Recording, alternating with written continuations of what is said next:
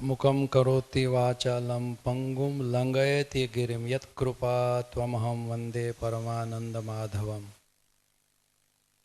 પરાતત પુરુષોત્તમ વાલા ઘનશ્યામ મહારાજ, આચાર્યશ્રી, આપણા પૂજ્ય સંતો અને વહાલા ભગવાનને વહાલા એવા નિર્દોષ બાળકો, જય સ્વામિનારાયણ.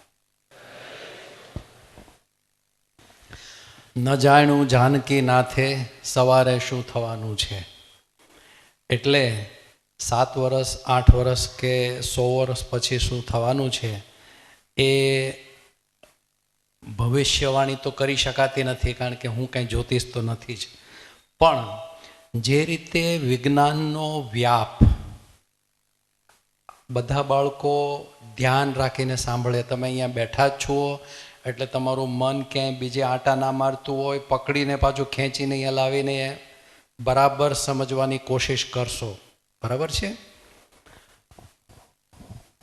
જે રીતે માનવ સમાજે છેલ્લા 1,00,000, 2 લાખ કે 5 લાખ વર્ષની અંદર ગુફામાં રહેવાથી માંડીને, ઝાડની નીચે રહેવાથી માંડીને આવા મહેલોમાં રહેવા આવ્યા આપણે, એ આપણું ઇવોલ્યુશનરી વિકાસ યાત્રા છે માનવ સમાજની. આવી વિકાસ યાત્રા બીજા કોઈ જીવ પ્રાણી માત્રમાં જોવા મળતી નથી. કેવળ અને કેવળ મનુષ્ય જીવનમાં જોવા મળે છે. હવે સાહેબના પ્રશ્નનો ઉત્તર આપતા પહેલાં મારે થોડુંક તમને ઇતિહાસમાં લઈ જવા પડશે. જ્યારે માણસનું અસ્તિત્વ પૃથ્વી ઉપર આવ્યું ત્યારે સ્ત્રી અને પુરુષ આ બે વગર તો માણસનું પ્રજનન થઈ ન શકે. તો જ્યારે વિકાસ થયો હશે ત્યારે 3 જ જણાનું કુટુંબ હશે, એ સ્ત્રી અને પુરુષ, અને એનું બાળક જે થયું હોય તો એ બાળક, બીજું બાળક થયું તો બીજું બાળક, ત્રીજું થયું તો ત્રીજું. એક એકમ હશે, કુટુંબનો નાનો એવો એકમ હશે. અને એ લોકો શિકાર કરીને કે ઝાડ ઉપરથી ફળ ફૂલ લાવીને ખાતા શીખ્યા હશે. પોતાનું પોષણ કરવા માટે તો જોઈએ જ. ખાવું, ખાડો અને ખાટલો, આ કોઈ પણ જીવ પ્રાણી માત્રની પ્રાથમિક વિભાવનાઓ છે. આને માટે કોઈને ગુરુ કરવો પડે નહીં. 1+1 શીખવા માટે ગુરુ કરવો પડે, પણ ખાવા માટે ગુરુ કરવો પડે નહીં. તમે બધા જ મોટા છો એટલે તમારા ઘરમાં બીજું બાળક જન્મ્યું હશે બેનને, કે તમારો જ નાનો ભાઈ કે નાની બેન જન્મી હોય તો જન્મતાની સાથે રડે છે, વાહ વાહ રડે ને. શું કરો રડે છે? કે મને ખવડાવ. એ ખાવાનું બોલી શકતું નથી, પણ ખાવાનું એ સિગ્નલ છે. રડવું એ ખાવા માટે રડે છે. ચકલાનું બચ્ચું ઈંડામાંથી બહાર નીકળે એટલે ચી ચી કરતું જોયું છે? એ ચીંચી એટલા માટે કરે છે કે એની માને કહે છે કે તું બહારથી કીડા મકોડા લાવીને મને મારા મોઢામાં મૂક. બરાબર છે? ગાય વિયાય કે ભેંસ વિયાય, એને બચ્ચું આવે તો તરત જ એ બચ્ચું ઊભું થઈ અને આંચળ શોધી લે છે. શું કરવા? એને ખાવું એ ખબર છે, બીજી કંઈ ખબર નથી. એટલે ખાવું ક્યાંથી મળશે એ ભગવાને એને વાયરિંગ કરેલું છે કે એ સીધું એ એની માના આંચળ તરફ જ જાય છે અને દૂધ પી લે છે. રાઈટ? તો એ જ વિભાવના મનુષ્ય સમાજમાં પણ જે તે સમયે લાગુ પડે. અને એમાંથી એ લોકો પહેલાં પોતે જાતે એકલા શિકાર કરતા શીખ્યા હશે, પણ એકલા શિકાર ન થઈ શકે એટલે કમ્યુનિટી બનાવી હોય કે 5 જણા 10 જણા ભેગા થાય કે ચાલો આપણે સાથે મળીને કામ કરીએ. એમાંથી સમૂહ જીવન અસ્તિત્વમાં આવ્યું, એમાંથી કબીલાઓ અસ્તિત્વમાં આવ્યા. પણ હવે જ્યારે 1 કરતાં વધારે લોકો સાથે હોય, અથવા તો 1 કરતાં વધારે પશુ પંખી સાથે હોય, તો they have to communicate. Right? એમણે સંદેશાની, એના વિચારોની આપલે તો કરવી પડે ને. હવે કમ્યુનિકેટ કરવા માટે 2 ways. Either you do the signing, મારે તને બોલાવો હોય તો આમ કરું. Right? So that is also communication, કે તને આવવાનું કીધું. અથવા તો મારે કહેવું પડે કે ભાઈ તું અહીંયા આવ, ભાઈ તું અહીંયા આવ. એ જે ભાષાનું ડેવલપમેન્ટ થયું, એ માનવ સમાજનો સૌથી મોટો આવિષ્કાર હતો. એવી ભાષા કે આપણા હૃદયની અંદર, આપણા મગજની અંદર ચાલતા તમામ વિચારોને વ્યક્ત કરી શકાય છે. મને ગુસ્સો આવે અને હું શબ્દ બોલું, એ અહીંયા આવ, તો તમને ખબર પડી ગઈ કે આ ભાઈને ગુસ્સામાંથી આ વાત કરી રહ્યા છે. અને હું કહું, ભાઈ અહીંયા આવો ને, તો તરત એ પ્રેમમાંથી શબ્દ બહાર આવી રહ્યો છો, થાય છે. ભાઈ સાહેબ અહીંયા આવશો તમે, તો એક કરુણાથી, એક દયનીય ભાવથી વાત થઈ. વસ્તુ એની જ છે, પણ ત્રણે વસ્તુમાં મારા હૃદયની અંદર ભાવનાઓ પ્રગટ થાય છે. આ જે ભાષાનો સૌથી મોટો આવિષ્કાર મનુષ્ય સમાજે કર્યો, એ માનવ જીવનની સૌથી મોટી ઉપલબ્ધિ હતી જે તે સમયની. હવે બોલવામાં તો આવ્યું, જે અંદરની આપણી હૃદયની લાગણીઓ છે, ઇમોશન્સ છે, એને પ્રગટ કરવા માટે ભાષાનો તો વિકાસ થયો. પણ ભાષા તો એક કબીલામાં એક રીતે ભાષા ડેવલપ થઈ, બીજા કબીલામાં બીજી રીતે ડેવલપ થઈ, ત્રીજા કબીલામાં ત્રીજી ડેવલપ થઈ. આજે દુનિયાની અંદર ઓછામાં ઓછી 500થી વધારે ભાષાઓ લખાય બોલાય છે. એનું કારણ કે જે તે વિસ્તારમાં એ રીતે ડેવલપ થઈ. તો હવે એ ભાષાને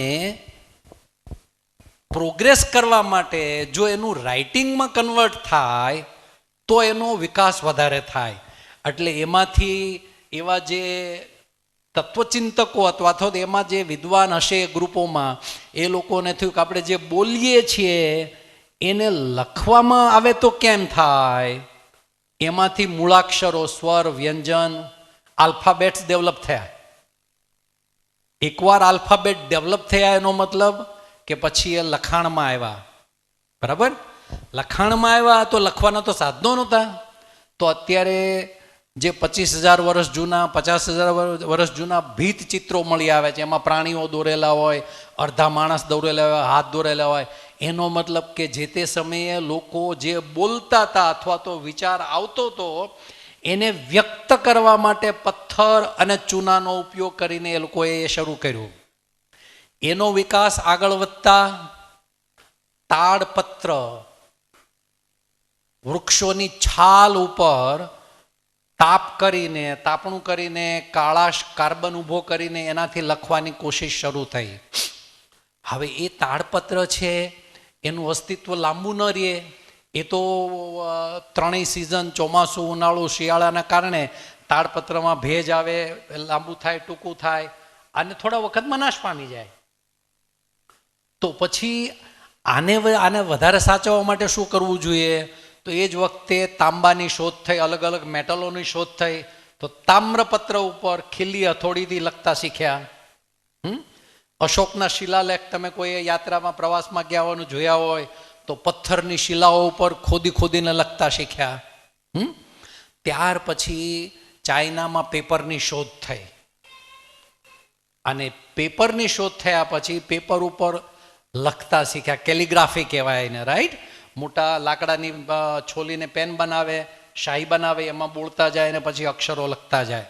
અને ત્યાર પછી ચાઇનામાં જ બ્લોક બન્યા કે જે લખાયું એનું લાકડામાં કોતરીને બ્લોક બનાવે, પછી એની ઉપર ઇંક મારીને એને છાપી દે. આવી રીતે જ્ઞાનનો ધીમે ધીમે વિકાસ થતો ગયો. અને એ જ્ઞાન જે લખાઈ ગયું એનો વિસ્તાર મોટો થયો. જે લખાઈ ગયું એનું અસ્તિત્વ લાંબુ થયું.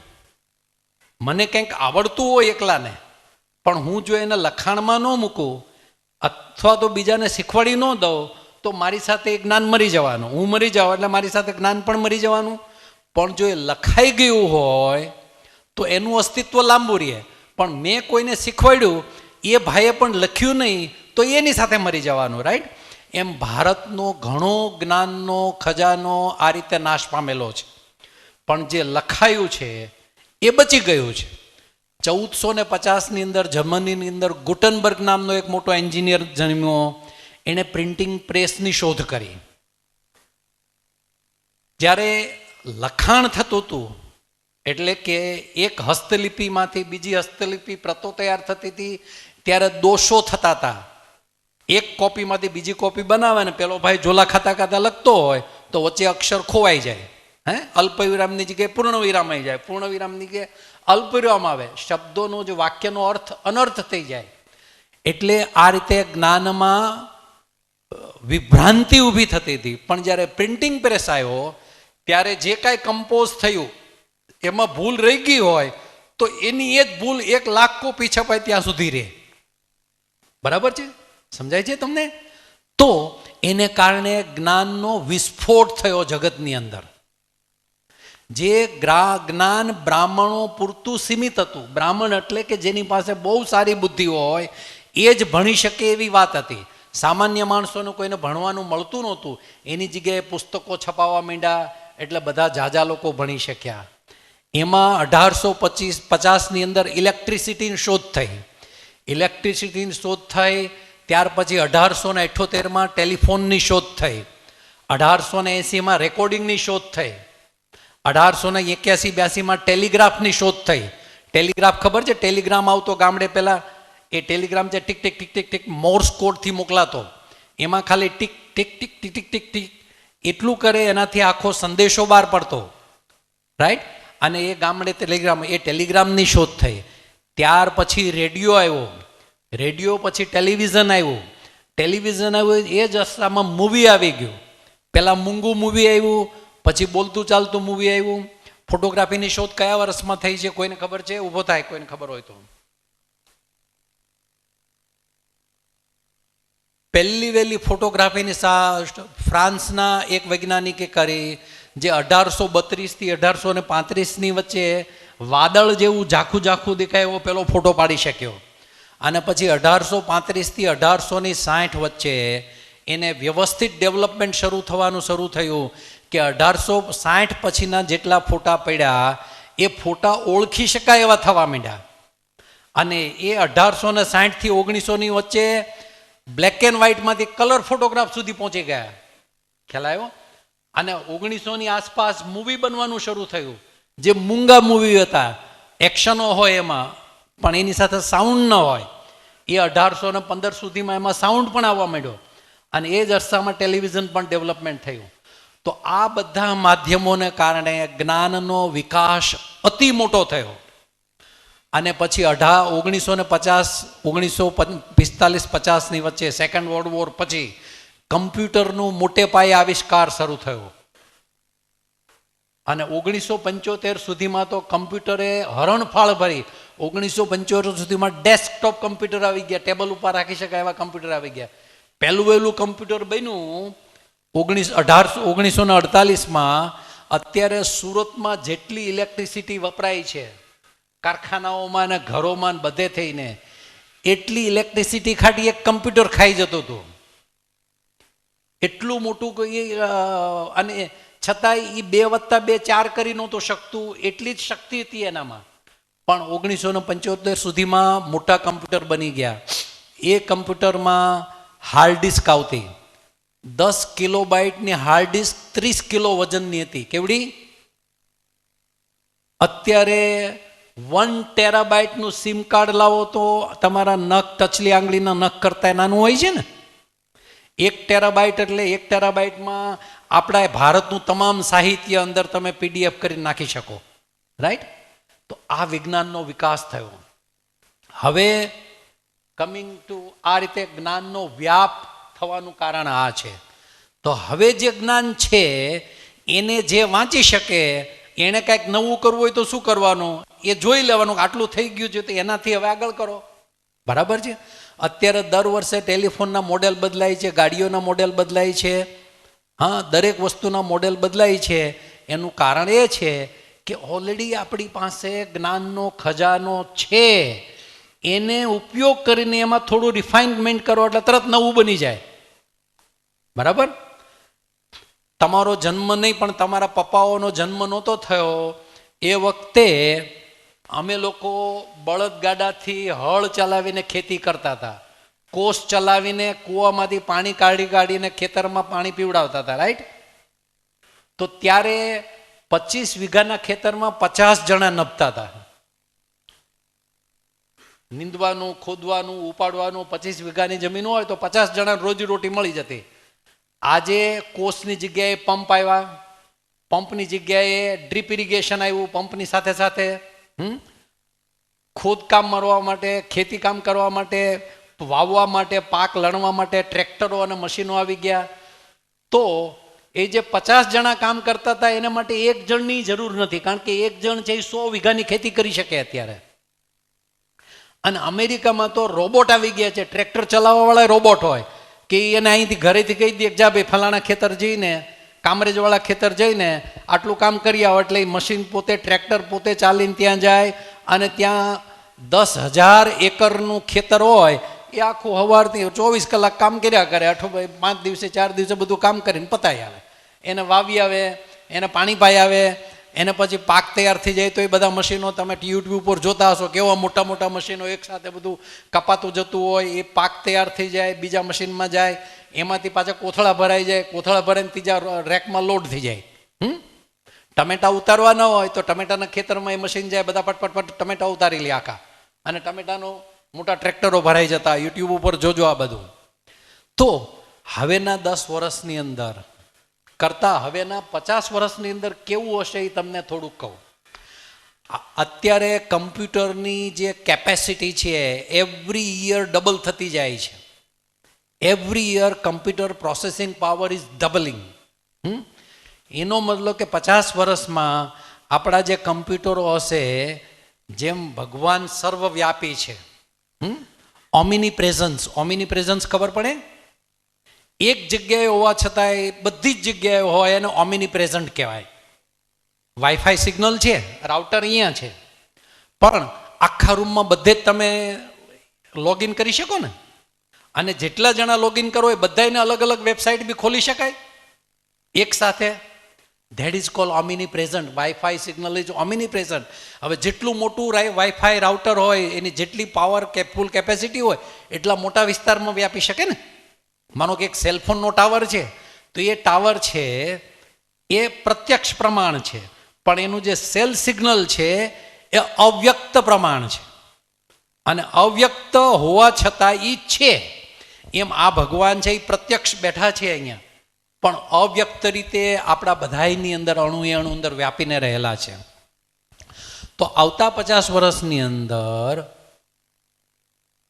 આ કમ્પ્યુટરની કમ્પ્યુટિંગ પ્રોસેસિંગ કેપેસિટી એટલી બધી ઉપર જતી રહેશે કે એને કારણે મેન અને મશીન એ બેયનું અમાલ્ગમેશન થશે, એકૃત્વપણું થઈ જશે.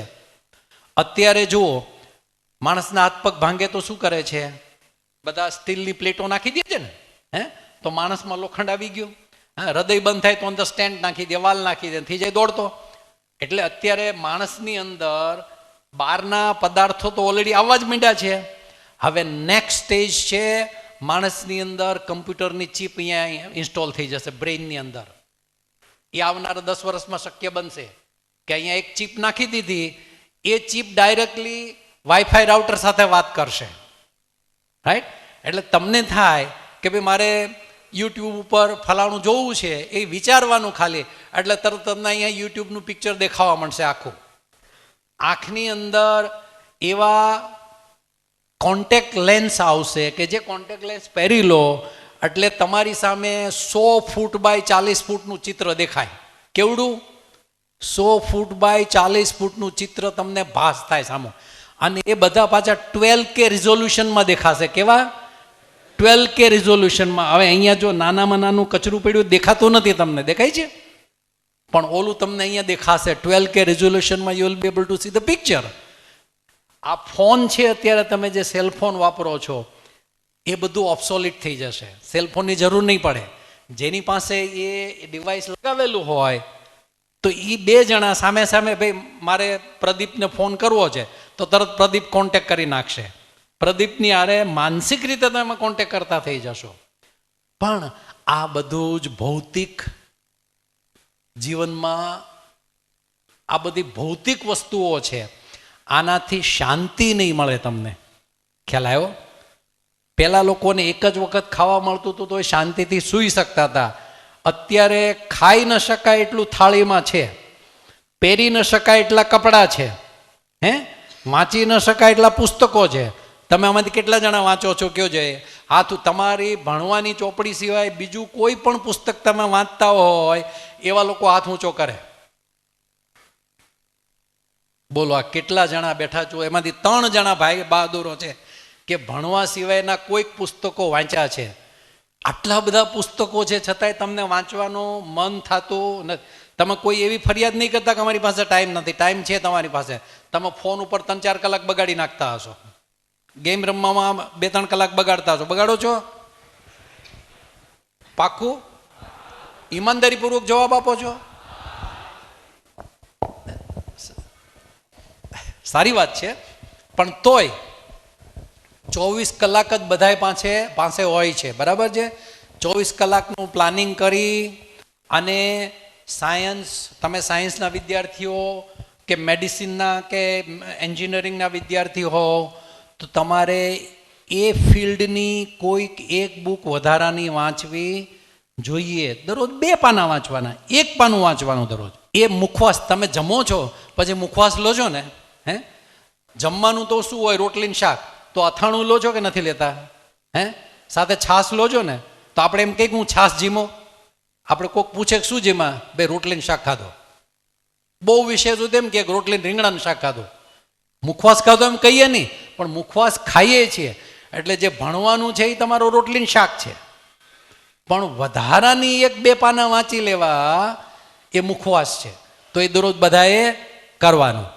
તો આવનારા 50 વર્ષની અંદર કમ્પ્યુટર અને માણસ બે એકત્વપણાને પામી જશે. કારણ કે આપણી અંદર જ કમ્પ્યુટર હશે, જ્ઞાનનો આપણી પાસે ખજાનો હશે. પણ જો આ ભગવાનને સાથે રાખશો તો તમે જે કાંઈ શીખશો, જે કાંઈ સંપત્તિ મેળવશો ભવિષ્યમાં, સામાજિક પદ પ્રતિષ્ઠાન મેળવશો, એને તમે આનંદથી ભોગવી શકશો. જો ભગવાનને નહીં રાખો તો સ્ટ્રેસ આઉટ થઈને આજે જાપાનની અંદર આપઘાતનો પ્રમાણ સૌથી વધારે છે. જાપાન સૌથી વધારે સમૃદ્ધ અને સુખી દેશ છે. ત્યાં કોઈ પણ તકલીફ નથી, પણ લોકો સ્ટ્રેસમાં આવીને આપઘાત કરી નાખે છે. કારણ કે એને એમ થાય હવે મારે કરવું શું? કાંઈ નહીં, તો આપઘાત કરી નાખો ચાલો. એટલે જો ભગવાનને રાખશો તો બીજું બધું હશે, તો પણ સાથે સાથે તમે એને આનંદથી ભોગવી શકશો. તો આ ભવિષ્ય થયું. અને આને ખાસ તમારે વાંચવું હોય ભવિષ્ય આવનારા 100 વર્ષનું, તો મિચિયો કાકુ નામ યાદ રાખો. મિચિયો કાકુ, એની ફિઝિક્સ ઓફ ફ્યુચર નામની બુક છે. હું સાહેબ સાથે શેર કરીશ, એને વોટ્સઅપ ઉપર શેર કરી દઈશ. જેને જોતી હોય સાહેબ પાસે લઈ લેજો. આમ તમે લેવા જશો તો 500 રૂપિયા થશે, અહીં તમને મફત મળી જશે. જે લોકો અંગ્રેજી વાંચી શકતા હોય એને 300 વૈજ્ઞાનિકોનો ઇન્ટરવ્યૂ લઈને, જે મહાન વૈજ્ઞાનિકો છે દુનિયામાં, હુ કહેવાય એવા 300 વૈજ્ઞાનિકોનો ઇન્ટરવ્યૂ લઈને એ લોકોએ લેબમાં જે પ્રૂવ કરી નાખ્યું છે કે ભાઈ આ થઈ ગયું છે, લેબમાં પૂરું થયા પછી તમારા સુધી ઉપભોક્તા તરીકે આવવાને માટે 1 વર્ષથી માંડીને 25 વર્ષ જતા રહીએ, ડિપેન્ડિંગ અપોન ધ ટેકનોલોજી. કોઈ પણ વસ્તુ કન્સેપ્ટથી કમર્સમાં જતા પહેલાં 1 વર્ષથી 25 વર્ષ લાગતા હોય છે.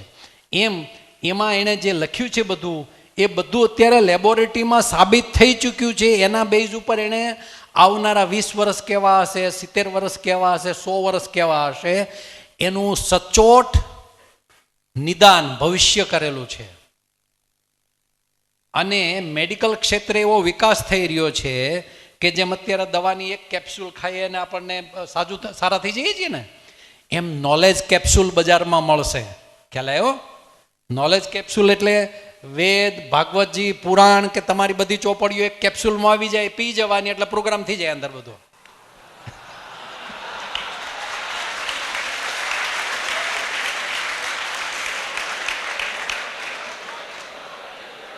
પણ એ તમને કામ નહીં લાગે, કારણ કે હવે તમે તો મોટા થઈ જવાના. એને આવતા હજી 15-20 વર્ષ થશે, તમારા છોકરાઓને કામ લાગશે. બરાબર? ચાલો બીજો પ્રશ્ન. આ એક પ્રશ્ન લાંબો થઈ ગયો, પણ જવાબ આપવો અતિ જરૂરી હતો. વિદ્યાર્થીને ક્વેશ્ચન હોય એ ઊભો થાય, પોતાનું નામ કે, કયા ધોરણમાં છે એ કે, અને પૂછે. શરમાવાનું જરાય નથી. આપણે આ ઘરમાં જ બેઠા છીએ, ચાલ આ ભાઈ ઊભો થઈ જા, ચાલ અહીંયા ઠાકોરજી સામે બેઠા છે એટલે ઈમાનદારીપૂર્વક જવાબ આપવો પડે ને? હે, જો કે આમે ઈમાનદારીપૂર્વક જ જવાબ અપાય. 11મા ધોરણ વખતે મારી પાસે કોઈ વિઝન હતું નહીં, મારે તો સાધુ થઈ જવું હતું. નિજાત્માનમ બ્રહ્મરૂપમ દેહત્રય વિલક્ષણ વિભાવ્યતેન કર્તવ્ય ભક્તિ કૃષ્ણ સર્વદા. શ્રીજી મહારાજે આ શિક્ષાપત્રીમાં શ્લોક લખ્યો છે.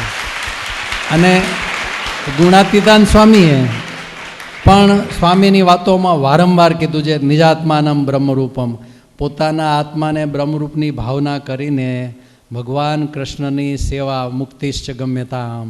હા, એટલે એ મારું વિઝન હતું. પણ નાનપણમાં ખૂબ વાંચેલું, ખૂબ એટલે અમારા તાલુકામાં કોઈ નહીં વાંચ્યું એટલું મેં વાંચેલું, કદાચ જિલ્લામાં નહીં વાંચ્યું એટલું મેં વાંચ્યું હશે. નાનપણમાં 3જા ધોરણથી માંડીને મને વાંચવાની આદત છે જે આજ સુધી ચાલુ છે. એટલે એ વાંચનને કારણે બધા નોલેજ પડ્યું હતું. હવે સાધુ થયા હો તો ત્યાં કામ લાગત, અને સાધુ નથી થયા ને અહીંયા આવ્યા તો અહીંયા કામ લાગે છે. એટલે વિઝન છે એ તમે ન્યૂટનનો આઇન્સ્ટાઈનનું થિયરી ઓફ રિલેટિવિટી ભણ્યા તમે? થિયરી ઓફ રિલેટિવિટી તો એ સાપેક્ષ છે. તમે જે વાતાવરણમાં જાઓ એ વાતાવરણને અનુસારે તમારે બદલાવવું પડતું હોય છે, અને તમારું વિઝન રિફાઇન થયા કરે. તમારા મૂળ ઉદ્દેશ્યો બદલાય નહીં, પણ તમારું જે વિઝન છે એમાં પરિપૂર્તિ થયા કરતી હોય. એટલે સૌથી મહત્વની વાત એ છે કે તમને 3 કાળની ખબર છે. કાળ કયા કહેવાય? ભૂતકાળ, વર્તમાન અને ભવિષ્ય. બરાબર છે? અત્યારે તમે ક્યાં બેઠા છો? બરાબર છે? હું કાલે સ્કૂલે જઈશ એ, અને ગઈકાલે મને ખાવાનું ભાવ્યું નહોતું એ. આપણી મનુષ્યની સૌથી મોટી નબળાઈ એ છે, બધા મનુષ્યની નબળાઈ મોટામાં મોટી એ છે કે ભૂતકાળને યાદ કરીને દુઃખી થાય છે, ભવિષ્યના સ્વપ્નમાં શેખચલ્લીની જેમ જીવે છે, અને એને કારણે વર્તમાનમાં જીવવાનું ચૂકી જાય છે. ખ્યાલ આવે છે? તમે ક્લાસમાં બેઠા હો, સાહેબ ભણાવતા હોય ત્યારે ધ્યાન રાખો નહીં, અને તમે મનમાં વિચાર કર્યા કરો કે ગયે વખતે સાલું પરીક્ષામાં મેં આ વાંચ્યું નહોતું ને એટલે માર્ક્સ ઓછા આવ્યા, જો આમ કર્યું હોત તો સારું થાત. અથવા તો ઘરે જઈને આજે તો મમ્મી સાથે આ વાત કરવી જ પડે એમ છે, કે પપ્પા સાથે તો આ વાત કરવી પડે એમ છે કે ઓલા ભાઈબંધે મને કાલે આમ કીધું હતું ને તો આજે હું દેખાડી દેવાનો સાંજે જઈને.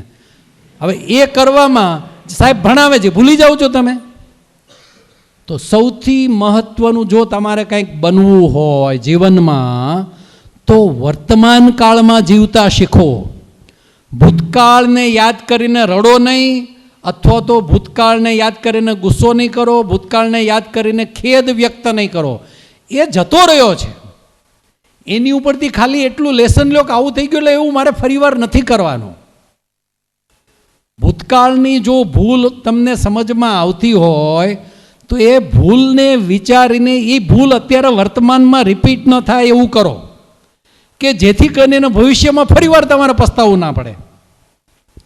એટલે અત્યારે તમારે 5 વર્ષ પછી નોકરી મળશે કે નહીં, છોકરી મળશે કે નહીં, ધંધો કરી શકાશે કે નહીં, એની કોઈ ચિંતા નહીં કરવાની, કોઈને પ્રશ્નય નહીં પૂછવાના. તમારા બાપા પૂછે કે તમારી મમ્મી પૂછે કે મોટો થઈને તું શું કરવાનો છો, તો તમારે કહેવાનું મોટો થઈને હું ખેતી કરવાનો છું. હે, આપણે 5 વીઘા જમીન સાચવી રાખજો, હું ખેતી કરવાનો. તમારે એને એમ કહેવાનું કે મારું કામ અત્યારે ભણવાનું છે, એટલે જે ચોપડીમાં છે, તમે સ્પોન્જ વાદળી જોઈ છે ને, વાદળી પાણી ઉપર મૂકે શું કરે? પાણીને ચૂસી લે ને. એમ તમારું કામ અત્યારે વર્તમાન કાળમાં ચોપડીઓને ચૂસી લેવાનું છે. સમજ પડી? આ બધા સાહેબોના મગજ ચૂસી જ લો આખે આખા. હા, ભલે ફરિયાદ કરે કે ભાઈ તમે તો અમારું મગજ પી ગયા, તો પી જાઓ તમે. એને માટે જ સાહેબો છે અહીંયા. તમારું કામ છે જે વિષયો તમે ભણો છો એને તમે પૂરો ન્યાય આપો. You B the best. in where you are and what you are doing. Don't think of future, because nobody can control future. કોઈ ભવિષ્યને કંટ્રોલ કરી શકતું નથી. અને આજે તમે જે નક્કી કરશો એમાંનું એક પણ વસ્તુ કાલે થવાની નથી. આ કોરોના આવશે ફરીવાર તો શું કરવાના આપણે બધાય કયો?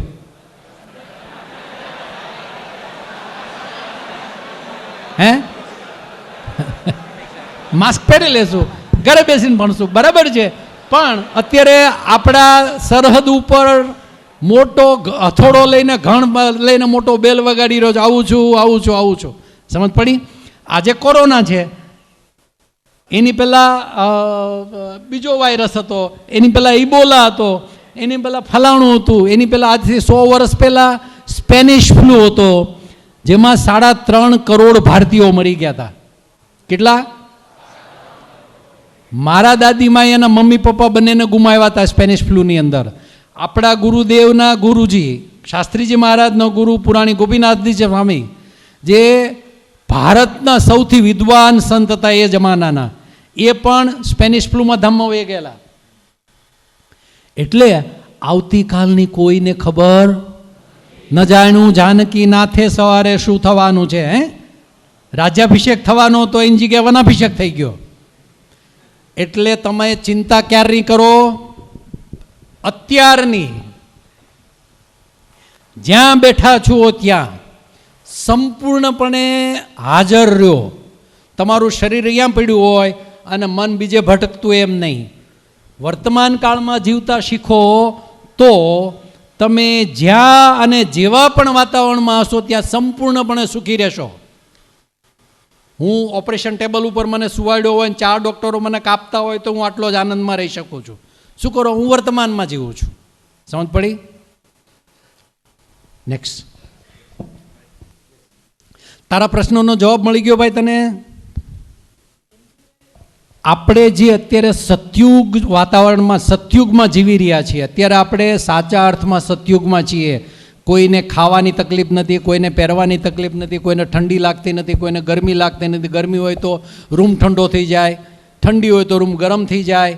એક જગ્યાએથી બીજી જગ્યાએ જવું હોય તો કોઈ પણ જાતના પરિશ્રમ વગર આપણે જઈ શકીએ છીએ ને. એર કન્ડિશન ગાડીમાં બેઠા હોય તો હવા પણ ના લાગે, આવી રીતે જઈ શકીએ છીએ. આ સતયુગ છે. આ સતયુગ મનુષ્ય યુગમાં આવ્યો, એના માટે સૌથી કોઈ મોટો જવાબદાર હોય તો એન્જિનિયર છે. ખ્યાલ આવ્યો? જ્યારે કોઈ ઝાડ કપાયું હશે અને ઢાળ ઉપર પડ્યું હશે ને ત્યાંથી દડ્યું, એ ઝાડ દડ્યું એટલે એ જે માણસે જોયું હશે ને આઈડિયા આવ્યો કે મારું આ તો ગોળ હોય તો ચાલી શકે, તો એણે એ થડને કાપીને એનું પૈડું બનાવ્યું હશે. એ પૈડા વચ્ચે 2 લાકડા જોડીને જોયું કે ઓહો આ તો ચાલી શકે છે, ગતિ થઈ શકે છે. ત્યારથી મનુષ્ય યુગને એક ગતિ મળી ગઈ. જેવું પૈડું મળ્યું આપણને, એવી મનુષ્ય સમાજને એક ગતિ મળી. That was the biggest engineering invention ever, first time. બરાબર છે? હવે એન્જિનિયરનું કામ છે તકલીફ શોધવાનું. ક્યાં શું તકલીફ છે એ તકલીફને ઓળખવાનું, તકલીફને શોધવાની, તકલીફને ઓળખવાની, અને એ તકલીફનો, એ પ્રોબ્લેમનો હલ કેમ કરવો એનું હલ શોધવું. That is the job of N engineer. જો તકલીફને શોધી શકે, એને ઓળખી શકે, એના પાયામાં જઈ શકે અને એનો હલ શોધી શકે, that itself is a business. તમે જો કોઈ તકલીફ હોય એને સોલ્વ કરી શકો તો બધાને તકલીફ હોય, બધાય તમારી પાસે તકલીફનું સોલ્યુશન લેવા આવે કે ના આવે? તો that itself is a business, that is an enterprise. તો engineering is that find the problem, work for the solution, provide solution, and you will be millionaire or billionaire. That is engineering. મેડિકલમાં આપણે અવારનવાર બાળક જન્મતા પહેલાં અત્યારે તો ગર્ભાશયમાં બાળક બીમાર હોય છે, અને એને પણ અત્યારે ડૉક્ટરો નિદાન કરી શકે છે કે બાળકને ગર્ભાવસ્થામાં આ તકલીફ છે, જન્મતા સુધીમાં આ તકલીફ છે, અને મરે ત્યાં સુધીની આ તકલીફો છે. તો એ તકલીફોનું નિદાન થાય. નિદાન થાયને એમાં એના નિદાન થયા પછી નિદાન કરવાના અનેક પ્રકારો છે. એ નિદાન થયા પછી ડૉક્ટર એને બે રીતે સોલ્વ કરી શકે. એક, કસરત કરાવીને સોલ્વ કરી શકે. બીજું, દવા ખવડાવીને સોલ્વ કરી શકે. ત્રીજું, એની અંદર જે પુર્જા બગડી ગયા હોય એને બદલીને સોલ્વ કરી શકે. બરાબર છે? તો એમાં ક્યાં જરૂરિયાત છે એ જે શોધી શકાય અને એ જરૂરિયાતને પૂરી કરી શકે એમાંથી મેડિકલ ઇક્વિપમેન્ટ બની જાય. બરાબર છે? નેક્સ્ટ.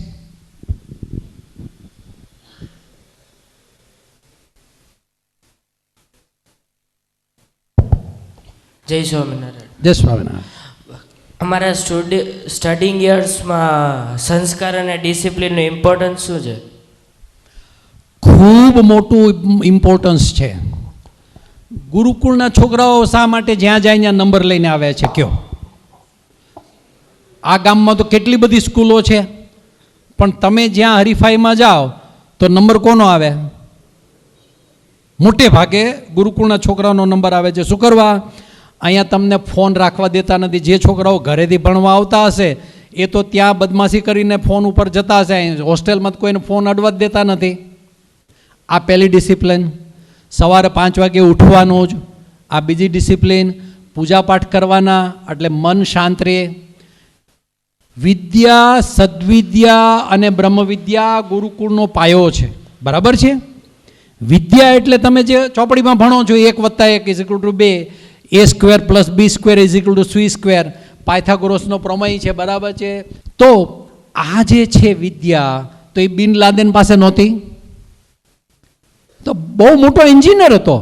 હિટલર પાસે નહોતી. હે, બહુ ભણેલો ગણેલો હતો. રાવણ મહાન, એ જમાનાનો સૌથી મોટો વિદ્વાન હતો, બ્રાહ્મણી. તો વિદ્યા એની પાસે હતી, પણ એની પાસે સદવિદ્યા નહોતી. એટલે તમારે બિન લાદેન થવું છે, રાવણ થવું છે, હિટલર થવું છે, કે રામ કે કૃષ્ણના વંશજ થવું છે?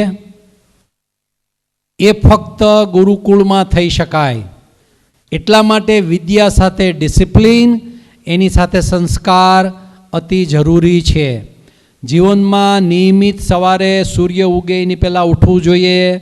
સવારે ઉઠી નાહી ધોઈ માતા પિતાના પગે લાગવું, વડીલોને પગે લાગવું, એના તરફ ગ્રેટિટ્યૂડ વ્યક્ત કરવાનો, રિસ્પેક્ટ વ્યક્ત કરવાનો, ભગવાન તરફ ગ્રેટિટ્યૂડ વ્યક્ત કરવાનો. સાંજે તમે સૂવો ત્યારે પ્રકાશ સુતરિયા તરીકે સૂતા હો. સૂતા ભાઈ તમને ખબર છે તમે પ્રકાશ સુતરિયા છો? એ સંપૂર્ણ ભૂલી જાઓ છો ને. હું ભણેલો છું કે અભણ છું, પૈસાવાળો છું, ગરીબ છું, બધું જ ભૂલાઈ જાય છે. સવારે જાગીએ ત્યારે બધું જ યાદ કોણ અપાવે છે? એ ભગવાન યાદ અપાવે છે. તો પછી એને થેન્ક યુ ન કહેવું પડે? તમે અહીંયા જતા હો અને તમને ભાઈ ડબોલી બ્રિજ કઈ બાજુ આવ્યો એમ પૂછવું હોય, અને કોક કે ભાઈ જો આ બાજુ જાતું સીધો ડાબી બાજુએ, પછી આગળ જઈને જમણી બાજુ વળાક લઈને પાછો ડાબી બાજુ વળાક લઈ જાય ડબોલી બ્રિજ આવી જશે. તો તમે એને થેન્ક યુ કહો છો? કહો છો? ન કહેતા હો તો તમારામાં ખામી છે. તમે જો થેન્ક યુ એને કહેતા હો તો જે ભગવાન આપણને દરરોજ સવારે ઉઠાવીને બધું યાદ અપાવે છે, ગઈકાલે ભણી ગયા હતા એ યાદ અપાવે છે, આખી ચોપડી ભણી ગયા અને યાદ જ ન આવે તો શું કરવાનું પરીક્ષામાં? એ બધું યાદ અપાવે છે. તેને દરરોજ સવારે થેન્ક યુ ન કહેવું પડે? તો પૂજાપાઠ કરવા it is telling thank God, I am so appreciative of you, કે તમે મને યાદ અપાવ્યું. એના માટે પૂજા છે, એ સંસ્કાર છે. બરાબર છે? અને એ તમને જીવનમાં it will take to places. તમારે જ્યાં જવું હશે ત્યાં જો ભગવાનને તમે સાથે રાખશો, શિક્ષાપત્રી પ્રમાણે તમારું જીવન જીવશો, તો તમે જે મેળવવું હશે એને આનંદથી ભોગવી શકશો. ભગવાન નહીં રાખો તો પૈસાવાળા થઈ શકશો. બિન લાદેનને ક્યાં ભગવાન રાખ્યા? તોય પૈસાવાળો હતો. રાઈટ? પૈસા તો તોય મળશે તમને મહેનત કરશો તો, પણ એ પૈસા તમને અંદરથી સંતોષ અને સુખ નહીં આપી શકે. એ તમને અંદરથી લાય લગાડશે, બીજું લાવવાની લાવ લાવ લાવ લાવ લાવ થશે. અને જો ભગવાન સાથે હશે તો તમને સુખ અને આનંદની અનુભૂતિ કરાવશે. નેક્સ્ટ. મારા જીવનની ખુશીની પળ, હર પળ ખુશીની છે. કારણ કે હું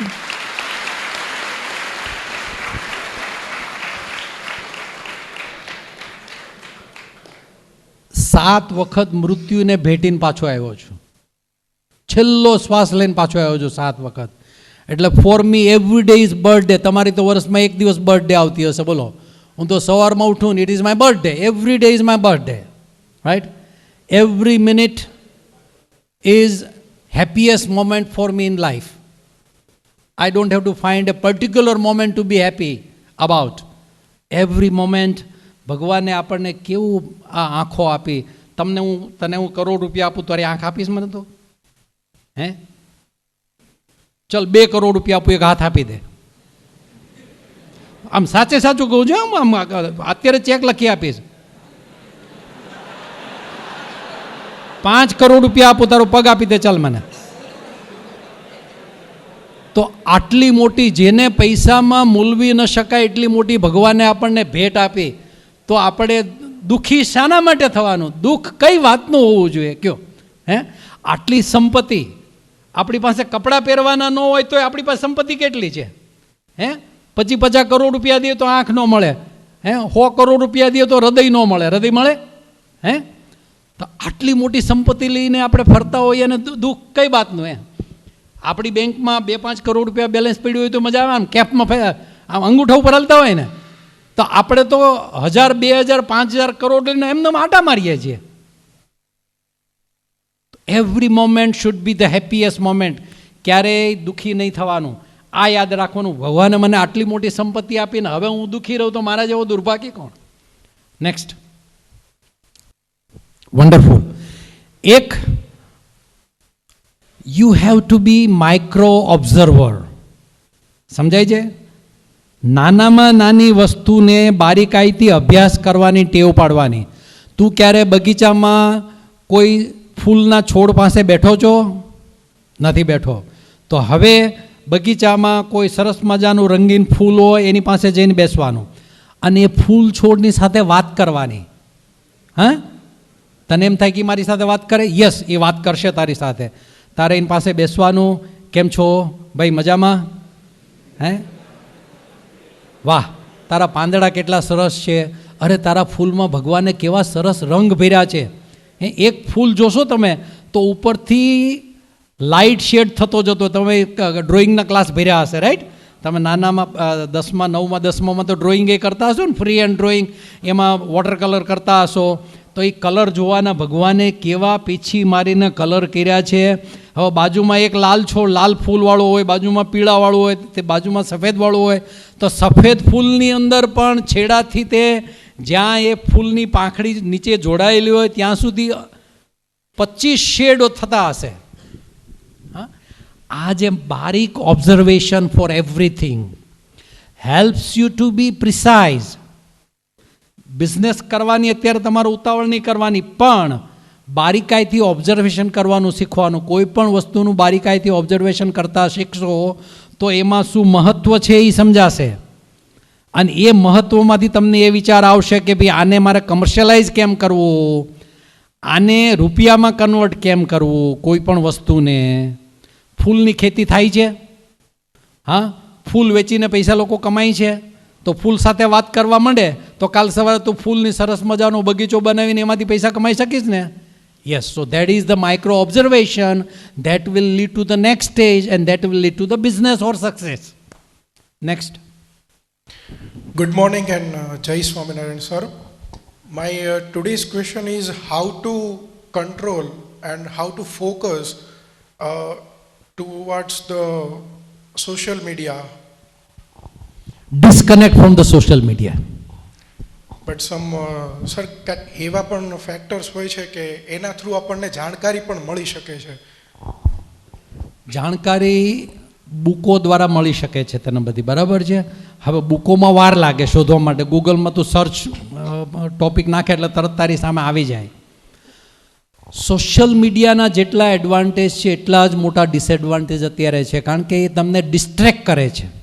તમે ઇન્ટરનેટ ઉપર કંઈક સબ્જેક્ટ શોધ માટે જાઓ, તરત બાજુમાં એડવર્ટાઇઝ પોપઅપ થાય, એટલે તમે ત્યાં જતા રહ્યો. જવાય છે ને? થાય છે ને આવું? એટલે ગૂગલના ફાયદાની સાથે એના ગેરફાયદા મોટા છે. આખો એક ટોપલો સારામાં સારી કેરીનો ભરેલો પડ્યો હોય, એમાં એક બગડેલી કેરી મૂકો તો શું થાય? બગડી જાય, બીજી બધી બગડી જાય. 12 સારી કેરી એક બગડેલી કેરીને સુધારી શકતી પણ એક બગડેલી કેરી 12 કેરીને સુધારી શકે છે.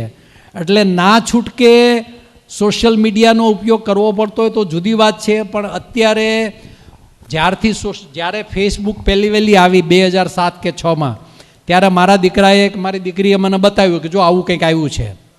એટલે મેં કીધું કે મહેરબાની કરીને તમારે તમારું જીવન બચાવવું હોય તો ભૂલથી બી આમાં તમે લોગિન નહીં થતા ને કે તમારું એકાઉન્ટ ખોલતા નહીં તો મરી જશો. આ 2007માં મારા છોકરાઓને મેં કીધેલું. અત્યારે ફેસબુકે કેટલાય ફેમિલી બરબાદ કરી નાખ્યા છે. ઇન્સ્ટાગ્રામે કેટલાય ફેમિલી અવાસ્તવિક જીવન જીવતા થઈ ગયા છે. બધા લોકોને એમ છે કે રાતોરાત આમ જ થાય એટલે અત્યારે ડ્રગ્સના રવાડે, વ્યસનના રવાડે, વ્યભિચારના રવાડે ચડી ગયા છે. એટલે તારે ફોકસ્ડ રહેવું હોય તો સ્માર્ટ ડિવાઇસીસ વાપરવાના ઓછામાં ઓછા રાખવાના. ચોપડીઓમાં વાંચો, ગૂગલમાં જરૂરી હોય શોધ કરવું તો એ પર્ટિક્યુલર ટોપિક કરીને એને પ્રિન્ટ આઉટ કાઢી લો. ભલે પેપર થોડા બગડે એને પ્રિન્ટ આઉટ કાઢીને પછી એને વાંચો. Don't remain on the computer screen because it will tech you somewhere else. અને 2 કલાક પછી તને ખબર પડશે કે હું કરવા તો આ બેઠો હતો ને 2 કલાક મારી જતી રહી. ગુમાવેલી તમામ વસ્તુ મળી શકશે જીવનમાં. ગુમાવેલા સંબંધ મળી શકશે, ગુમાવેલું સ્વાસ્થ્ય મળી શકશે, ગુમાવેલા પૈસા મળી જશે, ગુમાવેલા મા બાપ હશે તો ગોતી શકાશે, પણ ગુમાવેલો સમય ક્યારે પાછો આવશે? એટલે જો તમારે ફોકસ્ડ અને ડિસિપ્લિન રહેવું હોય તો સ્માર્ટ ડિવાઇસ અનિવાર્ય હોવા છતાંય એનાથી દૂર રહ્યો. નેક્સ્ટ, મારું વર્કિંગ શેડ્યુલ સવારે 4 વાગે ઉઠવાનું છે. આમાં તમે કેટલા 4 વાગે ઉઠો છો? વેરી ગુડ, ચલો ઉઠનારા છે. દરરોજ 4 વાગે ઉઠી નાહી ધોઈ ધ્યાન, ભજન, પૂજાપાઠ એમાં સમય જાય. પછી થોડી કથા વાર્તા સાંભળવાની, પછી વાંચન કરવાનું. પછી હવે ઓફિસે તો હું જતો નથી. ઓફિસે my son has taken care of everything. So I go only need basis. જ્યારે જરૂર હોય બોલાવે ત્યારે જવાનું ઓફિસે. બાકી રીડિંગ કરવાનું, થોડી એક્સરસાઇઝ કરવાની. ત્યાં લોકો પાછા તમારા જેવા બધા મિત્રો ગામ આખામાંથી કોઈના કોઈ ફોન આવતા હોય તો એને થોડો સમય આપવો પડે. પછી સોશિયલ વર્ક હોય તો એને થોડું એટેન્ડ કરવું પડે. અને ભોજનમાં થોડો સમય 2 ટાઈમનો જે જતો હોય જાય. બપોર વચ્ચે કલાક અડધો કલાક ક્યારેક આરામ કરવાનો, ક્યારેક નહીં કરવાનો. રાત્રે પણ વાંચ્યા પછી જ સૂવાનું. એટલે આજની તારીખમાં દરરોજ એવરેજ 4 કલાક તો વાંચવાનું થતું હશે. પછી એ કમ્પ્યુટર ઉપર વાંચતો હો, ડિવાઇસ ઉપર વાંચતો હો કે ચોપડી વાંચતો હો, વાંચવાનું ખરું ખરું ને ખરું જ. હમણાં જ રાજકોટ ગયો હતો તો રાજકોટથી લગભગ 150 પુસ્તક લઈને આવ્યો. મારા ઘરમાં તો ક્યાંય હમાતા નથી પુસ્તકો મૂકવાના, પણ હવે ઓલા લોકોને પાન ખાવાનું વ્યસન પડે એમ મને પુસ્તકોનું વ્યસન પડ્યું છે. એટલે ઘણા એને તમાકુ ખાવાનું વ્યસન હોય એમ. I do read. I love reading. Reading is my, source of inspiration, અને it is my food for soul. શરીર માટે ખાવાનું જરૂરી છે એમ મારા આત્મા માટે વાંચન એ ખોરાક છે. પણ વાંચન પાછું ગાર્બેજ રીડિંગ નહીં. It's all philosophy. સારા વૈજ્ઞાનિકોના જીવન હોય, નવા સંશોધનો થયા હોય એ બાબતે વાંચવાનું હોય. So this is how I spend my 24 hour. Next. આપણી પાસે હવે 2 ક્વેશ્ચનનો સમય છે. 2 questions. તરસ લાગે ત્યારે કૂવો ખોદાય? એ તો આગળથી જ ખોદવો પડે ને. આપણે બીજી કહેવાય છે ને, પાણી આવ્યા પહેલાં પાળ બાંધવી પડે. એટલે સ્કૂલ શરૂ થઈ હોય, વેકેશનથી જેણે તૈયારી શરૂ કરી હોય, 1. બીજું, ક્લાસમાં પૂરેપૂરું ધ્યાન આપ્યું હોય, 2. ત્રીજું, જે દિવસે જે કામ કરવાનું એ દિવસે કર્યું હોય તો સ્ટ્રેસ આઉટ થવાય નહીં. પણ પછી બધું ભેગું થઈ ગયું હોય અને મણ એકનો દળિયો ગૂંચવાઈ ગયો હોય, પછી એને ઉકેલવા બેસીએ તો દોરા તૂટવાના. એટલે જેણે સ્ટ્રેસ આઉટ ન થવું હોય, વચ્ચે કાંઈક સ્કીપ થઈ ગયું હોય તો એને સાવ છોડી જ દેવું. જેની ઉપર ફોકસ કરી શકાય એમ હોય, જેટલું ફોકસ કરી શકાય એમ હોય, try to be better in to that. બરાબર છે? પરીક્ષામાં એક પ્રશ્ન છૂટી જવાથી તમે ફેલ થઈ જવાના નથી. પણ બધું જ કરી લેવા બેસો તો કાંઈ નહીં થાય. એના કરતાં જેટલું થઈ શકતું હોય એટલું સારી રીતે કરો. અને સ્ટ્રેસ આઉટ એટલા માટે નહીં થવાનું કે આપણે જન્મમાં નહોતા તોય આ દુનિયા ચાલતી હતી. તમારા પપ્પાને પૂછો કે તમે નહોતા ત્યારે આ કેવું ચાલતું હતું. પછી તમારા પપ્પાને પૂછો કે ભાઈ તમે દાદાને પૂછો કે તમે જન્મમાં નહોતા ત્યારે કેવું ચાલતું હતું, તો એ કહેશે કે ભાઈ બધું સરખું જ ચાલતું હતું, કાંઈ કોઈ વાંધા નહોતા.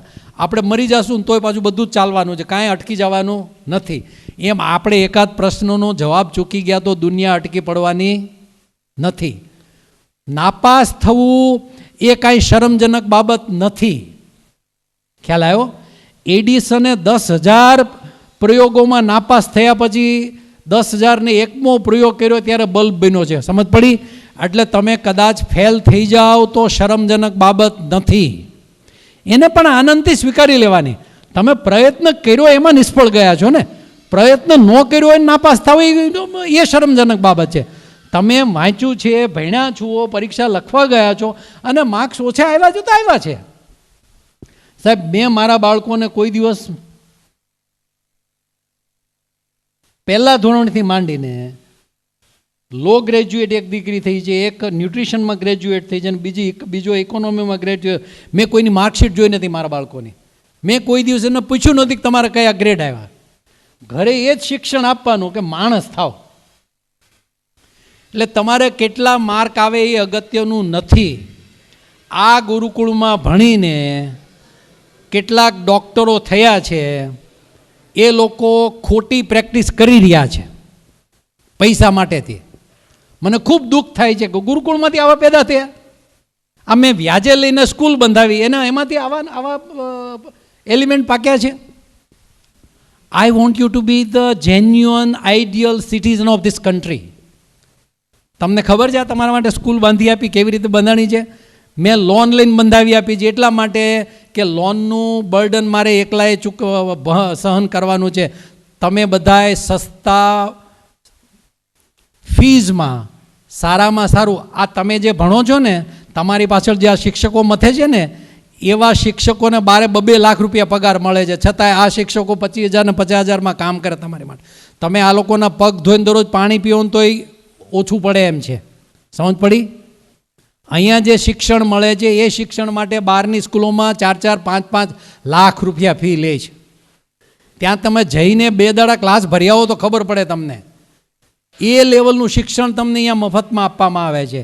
એટલા માટે કે તમે ઈમાનદાર સજ્જનો બનો. કાલે જે ક્ષેત્રમાં જાઓ ત્યાં ધંધા જાઓ તો ઈમાનદારીથી ધંધો કરો. એન્જિનિયર થાવ તો રોડ ના ખાઈ જાઓ, કપચી ના ખાઓ, પેલું ડામર ના ખાઓ. કોકના મકાન બનાવતા હો તો સ્ટીલ ના ખાઈ જાઓ.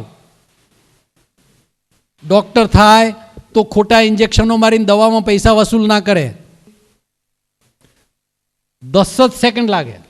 હમણાં મારે ત્યાં ઇન્કમટેક્સવાળા આવ્યા હતા, નીચે 5 ને 5 પોલીસ 10 જણા હતા, રાઈટ? તો રાત્રે હું ઘસઘસાટ સૂમતો હતો, નસ્કરો બોલતા તમારે. જો રાત્રે શાંતિથી સૂવું હોય તો જેટલા ઈમાનદારીથી તમે જીવશો જાગતા હો ત્યારે, તો રાત્રે શાંતિથી સૂઈ શકાશે, નહીં તો ગોળીઓ ખાવી પડશે. એટલે સ્ટ્રેસ આઉટ નહીં થવા માટે હવે પરીક્ષાને મહિનો બાકી હશે તમારે કે 2 મહિના બાકી હશે, તો હજી સમય છે. એટલે જેટલું તમને વધારે સારી રીતે તૈયાર કરી શકાતા એટલું તૈયાર કરો. અને તૈયાર કર્યા પછી જો ફેલ થઈ જવાય એકાદ સબ્જેક્ટમાં તો પાછા કોઈ આપઘાત ક્યાં આવીને બોલા કોઝવે નહીં જતા. હા, ફેલ થવું એ શરમજનક બાબત નથી, એ એક નવી તક છે જીવનમાં. ફેલ થવાથી તમને એક તક મળે છે હવે વધારે સારું કરવા માટેની. જરૂર મહેનત કરો, જરૂર સફળ થાવ, પણ અસફળ થવાય તો ડબલ મહેનતથી મહેનત કરો. બરાબર છે? જ્યારે તમે છેલ્લા વર્ષમાં હશો ત્યારે અલગ અલગ કંપનીઓમાંથી કેમ્પસ ઇન્ટરવ્યૂ લેવા આવશે તમને નોકરી રાખવા માટે, કેમ્પસ ઇન્ટરવ્યૂમાં. અને એમાંથી જે લોકો સફળ થાય, એ પરીક્ષામાં ઇન્ટરવ્યૂમાં પાસ થાય, એને ત્યાં એ લોકો અપોઇન્ટમેન્ટ લેટર આપે કે ભાઈ ઓકે, તમારું પરીક્ષા પૂરી થાય ને પરિણામ આવે એટલે અમારે ત્યાં તમારે નોકરી જોઈન કરી દેવાની. આ તમને નોકરીનો ઓફર લેટર, જોબ લેટર આપી દે તમને. એવી રીતે મારી કોલેજમાં રાજકોટમાં AVPTI એવી પારેખ ટેકનિકલ ઇન્સ્ટિટ્યૂટ જ્યાં મેં ડિપ્લોમા એન્જિનિયરિંગ કરેલું, ત્યાં 1980 જુલાઈમાં ફેબ્રુઆરીમાં ઇન્ટરવ્યૂ આવેલા. એમાંથી 7 ઇન્ટરવ્યૂ મેં આપેલા અને 7માંથી મને જોબ લેટર મળેલો.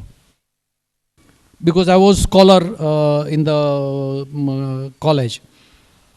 એટલે પણ એ 7 જોબ મારી રિઝલ્ટ એ વખતે જૂનના એન્ડમાં, જુલાઈના ફર્સ્ટ વીકમાં, એપ્રિલમાં એક્ઝામ આવે, મે, જૂન, જુલાઈમાં પરિણામ આવે.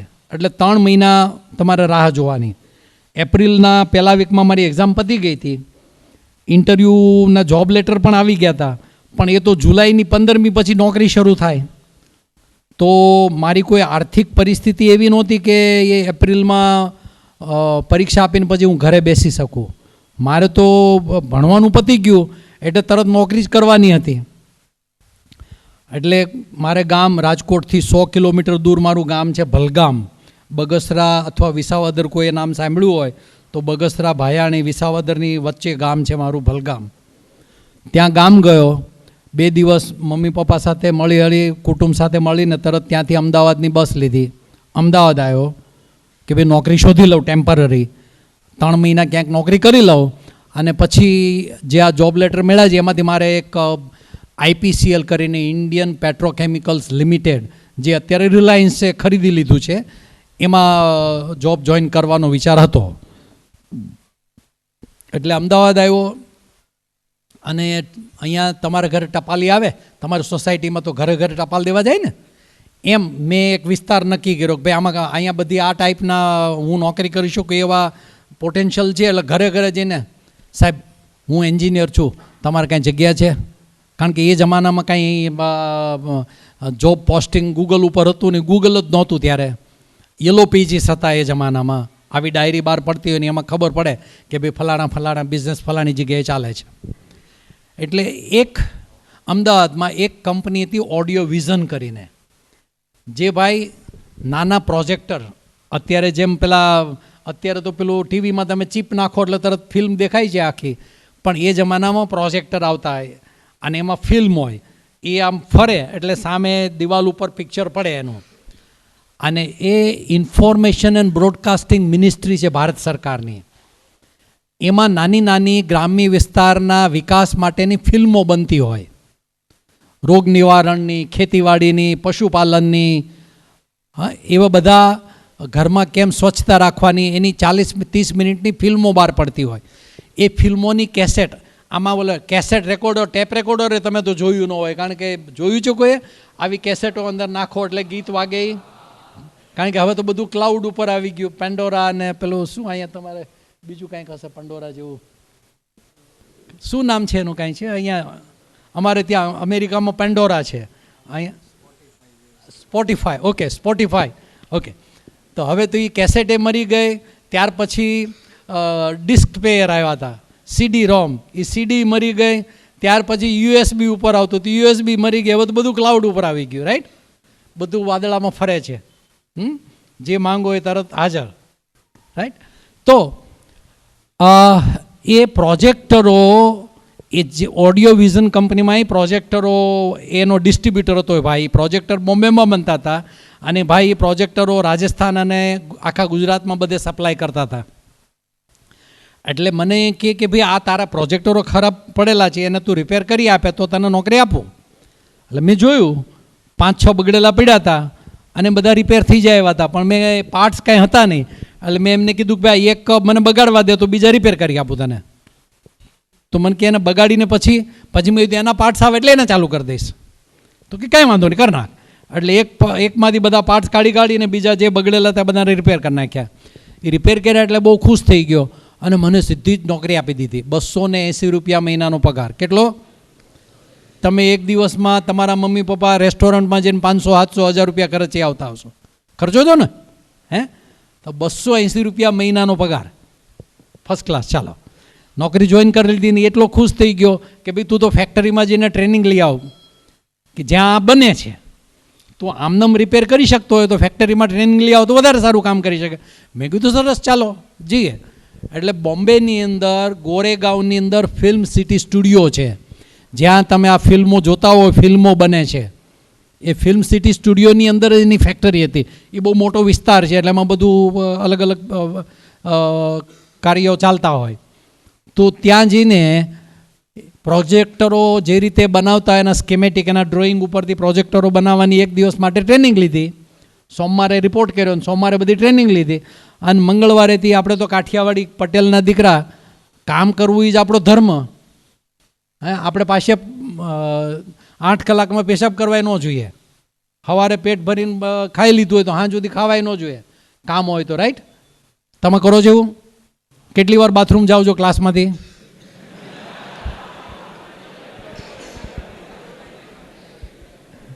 ખોટે ખોટા બાથરૂમ જઈ નહીં કરવાનું. ક્લાસમાં ધ્યાન રાખવાનું. કારણ કે બાથરૂમ જાઓ ત્યાં સુધી સાહેબ કંઈક ભણાવી નાખ્યું હોય અને પછી એ જ પ્રશ્ન પરીક્ષામાં આવે, શું કરો તમે? એટલે રિસેસમાં જ બાથરૂમમાં જવાનું, વચ્ચે ક્લાસમાં સાહેબ આમાં હાથ નહીં ઊંચો કરવાનો. ઓકે, તો એ બીજે ત્રીજે 3 દિવસમાં તો ઘણા બધા પ્રોજેક્ટર બનાવીને મેં લાઇનઅપ કરી દીધા. એટલે શુક્રવારે એવરી ફ્રાઈડે એ કંપનીનો જે માલિક હતો એ ભાઈ ત્યાં બોમ્બે ઓફિસ હતી, ત્યાંથી અહીંયા આવે. એણે આવીને જોયું, ઓહ મળા તો લાઇન બંધ પ્રોજેક્ટરો પડ્યા છે. એટલે મેનેજરને પૂછ્યું કે આ બનાવીને તમે ડિસ્પેચ કેમ નથી કર્યા? કારણ કે એણે કોઈથી જોયા જ નહોતા આટલા વર્ષોમાં કે એક સાથે 15 પીડ્યા હોય, 20 પીડ્યા હોય એમ. એટલે મેનેજરે એવું કીધું કે સાહેબ આ તો આ નવો છોકરો ટ્રેનિંગમાં આવ્યો છે ને, એણે બધા એસેમ્બલ કર્યા છે અને હજી ટેસ્ટ કરવાના બાકી છે. ટેસ્ટ થઈ જાય પછી ડિસ્પેચ કરીશું. તો એ કે એક છોકરાએ એટલા બધા એસેમ્બલ કર્યા છે? એટલે હું ત્યાં બેઠો હતો, મેં કીધું હા સાહેબ મેં એસેમ્બલ કર્યા છે. એટલે પછી એણે મેનેજરને અંદર બોલાવ્યો કે એટલે તમે લોકો 15 જણા છો, તમે કરો છો, આ એક છોકરો આટલા બધા 3 દાડામાં બનાવ્યા પ્રોજેક્ટરો, તો આવું કંઈક કીધું હશે એને. પછી બહાર આવ્યો એ ભાઈ, બહાર આવ્યો એટલે મને મેં બોસે બોલાવ્યો. મને કે તે એકલા એસેમ્બલ કર્યા? મેં કીધું યસ સર. મને તો આમ ખુશી થાય ને, આમ કોલર બોલર ચડાવીને જરાક આમ, હા યસ સર, યસ મેં જ કર્યું છે. તો કે ચાલશે ખરા? મેં કીધું સાહેબ ચાલે જ ને, તમે જે એનું જે ડ્રોઈંગ હતું એ પ્રમાણે મેં બનાવ્યા છે. એટલે એકવાર QC મેનેજર બધું ચેક કરશે તો ખબર પડશે કે આમાં ક્યાંય વાંધો હશે તો ઠીક છે, જવા દે. પછી પાછો મેનેજરને બોલાવ્યો અને કે એને બરાબર લેફ્ટ રાઈટ લીધી હશે, એ તો પતી ગયો કાર્યક્રમ ને, એ ભાઈ તો જતો રહ્યો. એટલે એ 15 જણા હતા, એમાં જરાક પહેલવાન હતો, એક મૂછો બૂછો વાળો જરાક. હવે સાંજે 6 વાગે ફેક્ટરીની શિફ્ટ પૂરી થઈ એટલે બધા ચાલવા માંડ્યા, બધાને પોતપોતાનું ટિફિન બિફિન પેક કરીને હાલતા થયા. તો ઓલો બંદો દરવાજામાં ઊભો રહી ગયો અને હું નીકળવા ગયો એટલે સીધો જ આમ કોલર પકડ્યો મારો. મને કે બેટે કલ हॉस्पिटल जाना है कि अहमदाबाद जाना है? समझ पड़ी? અહીંયા આવ્યો તો હાથ પગ તોડી નાખીશ, એટલે હોસ્પિટલ જવું પડશે અને અમદાવાદ જતો રહીશ તો સલામત રહીશ.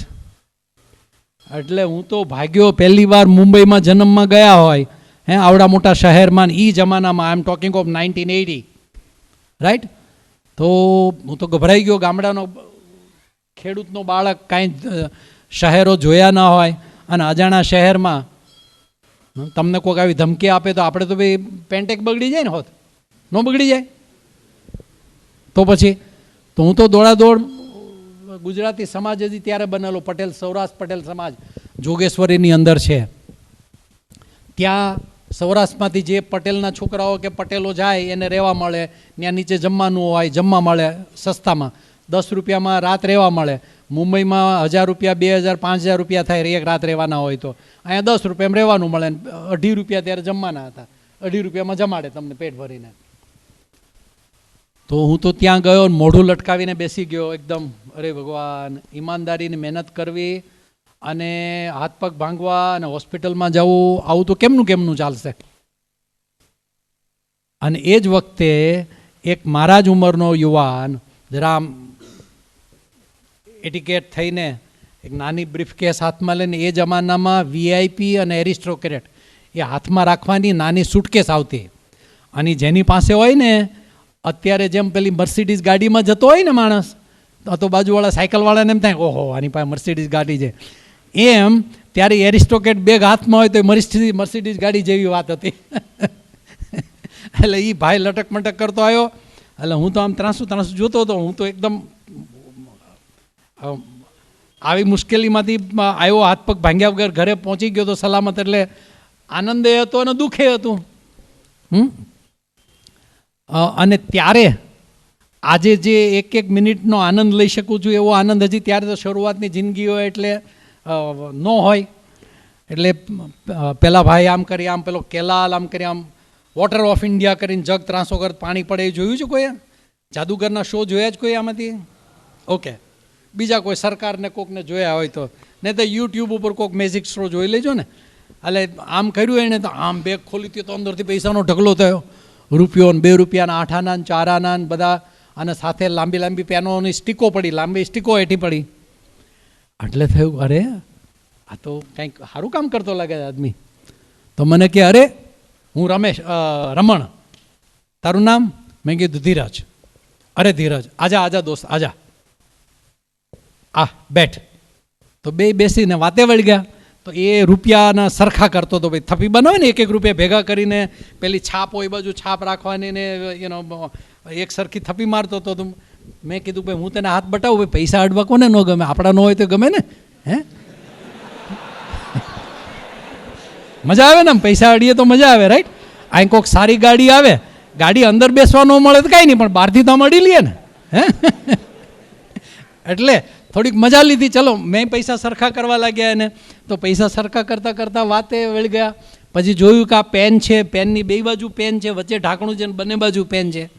તો એણે કીધું કે ભાઈ હું આ બધી સ્કૂલોમાં પેનો વેચું છું અને એક પેનમાં 1 રૂપિયો મને મળે છે કમિશન. અને દરરોજની આરામથી 200-300 પેનો વેચી આવું છું, તો 200-300 રૂપિયા મળી જાય દરરોજના. મેં કીધું સાળું હાડકા ભંગાવાના, મહેનત કરવાની, મહિનાનો 280 રૂપિયા પગાર, અને આમાળો 280 રૂપિયા દરરોજના કમાઈ આવે છે. તો મેં કીધું મારે કામ કરવું હોય તો? અરે દોસ્ત તું તો મારો મિત્ર છો, હજી 10 જ મિનિટના મિત્રો. મને કે તું તો મારો પાકો મિત્ર, આવી જા, કાલથી જ લાગી જા. એટલે એણે મને ટ્રેનિંગ આપી, પેન કેમ વેચાય, ક્યાં વેચાય, શું કરવાનું, શું બોલવાનું, સ્કૂલમાં કેમ જવાનું. હવે સ્કૂલમાં જવું હોય તો ઠેસિયા સાહેબની પરમિશન વગર મારે સ્કૂલમાં તો કરવા ના મળે. એટલે પછી ઠેસિયા સાહેબ પાસે જાઓ, સાહેબ I am a graduate, I am an engineer, પણ you know there is no job. I am an unemployed graduate and it is very difficult to get job. But if you permit, I have very special product for your student. I will not disturb your classes, but here is a small gift for you. એમ કરીને લાંચ આપી દેવાની સાહેબને. એક pen સાહેબને મળે એટલે સાહેબ ખુશ. અરે વાહ.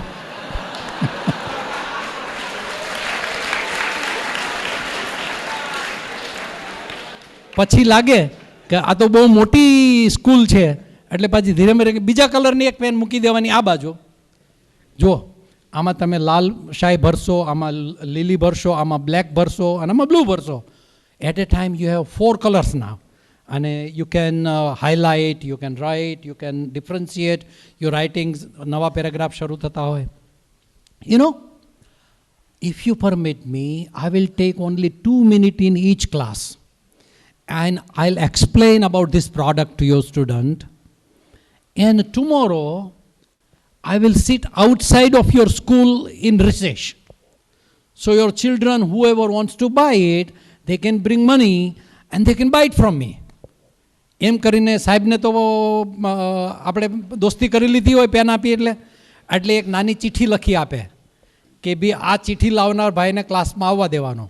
પછી ક્લાસરૂમમાં જાઓ એટલે આ સાહેબ ક્લાસ ચલાવતા હોય, એને સલામ કરીને ઊભા રહીએ એટલે એ બહાર આવે, એને ચિઠ્ઠી આપવું એટલે પ્રિન્સિપાલની સહી સાથેની ચિઠ્ઠી. પછી કાંઈ બોલાય નહીં એણે.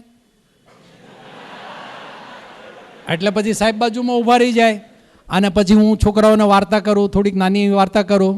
પછી કહું જો કોઈએ જીદ કરવાની નથી, મમ્મી પાસેથી પરાણે પૈસા લાવવાના નથી, પણ તમારા માટે બહુ સરસ કામની ચીજ લાવ્યો છું. See, this is a pen. This will work as a scale to draw line. And now you have 2 colors at a time, black and blue or red and green. You can draw, you can use it, and it has a very nice nib. It will it will give you nice letters. હા, અને ક્યારેક લડાઈ ઝઘડા થઈ જાય તો બીજા ભાઈબંધ સાથે બાજવામાં બી કામ લાગશે, તો છોકરાઓ ખુશ થઈ જાય. અને બીજે દિવસે 40 છોકરાઓનો ક્લાસરૂમ હોય, 30નો હોય, 50નો હોય, તેમાંથી 10-15 છોકરાઓના મા બાપને કેપેસિટી હોય, એ લોકો ₹4 લઈને આવે. તો 1000 છોકરાની સ્કૂલ હોય તો એમાંથી 200-300 છોકરાઓ પૈસા લઈને આવી ગયા હોય. બીજે દિવસે રિસેસમાં એ સ્કૂલમાં પેને વેચવાની, બરાબર? તો આજે જે સ્કૂલમાં પ્રચાર કર્યો હોય એમાં બીજે દિવસે વેચવાની, અને એ સ્કૂલમાં એ દિવસે પ્રચાર કરી, બીજી સ્કૂલમાં બીજે પ્રચાર કરી લીધો. દરરોજ સાયકલ ચાલ્યા કરે ને, રાઈટ? એટલે સોમવારથી શનિવાર સુધી પેનો વેચવાની, અને પછી શનિવારે એક ગામથી બીજે ગામ જવાનું, તો બસમાં જવાનું હોય તો બસમાં બી પેન વેચવાની. આપણે તો વેચવાનો જ ધંધો હતો ને, રાઈટ? હે, બસ સ્ટેન્ડ ઉપર ઊભો હોય તો ન્યાય પેન લેવી, ભાઈ પેન પેન પેન. આપણે ઓલા હાલો ટમેટા લેવા, ટમેટા લેવા, ટમેટા લેવા કરે ને, આપણે પેન લેવી, પેન લેવી, પેન લેવી. હે, so this is how you learn the art of communication.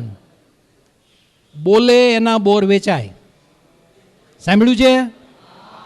તમે મૂંગારીઓ ઘરે જઈને મૂંગા બેસી જાઓ, તમે મમ્મી પીરસવા આવે, એને કહેવું પડે ને, માં મને ભૂખ લાગી જ ખાવા દે. તો પછી તમારે કંઈક વેચવું હોય તો બોલવું તો પડે ને. આવું બોલવાનું કેવી રીતે શીખાય? પ્રેક્ટિસથી, right? So you need to have a communication skill, how to communicate. તમારી અંદર ચાલી રહેલી વસ્તુને ઉપર પોલિશ કરીને સરસ રીતે સામે મૂકવાની. એટલે જ્યારે બી ઘરથી બહાર નીકળો ત્યારે શું કરવાનું? હોઠ ઉપર મધ લગાવીને નીકળવાનું બહાર. ખ્યાલ આવ્યો? તમે જે બોલો એ મીઠાશથી બોલવાનું. તમે જે બોલો એમાં રિસ્પેક્ટ આવવો જોઈએ બહાર. તમારાથી નાનો હોય તો પણ એને ભાઈ કહેવામાં જરાય પાપ લાગે નહીં, અને પૈસા પણ બેસે નહીં. વડીલો હોય તો આદરથી એને નમન કરવાનું, એનાથી મોટા વડીલો હોય તો એને પગે લાગવાનું. હે, નમે તે સૌને. કહેવત તો બધાને ખબર છે, પણ કરો છો? સારું, જય સ્વામિનારાયણ.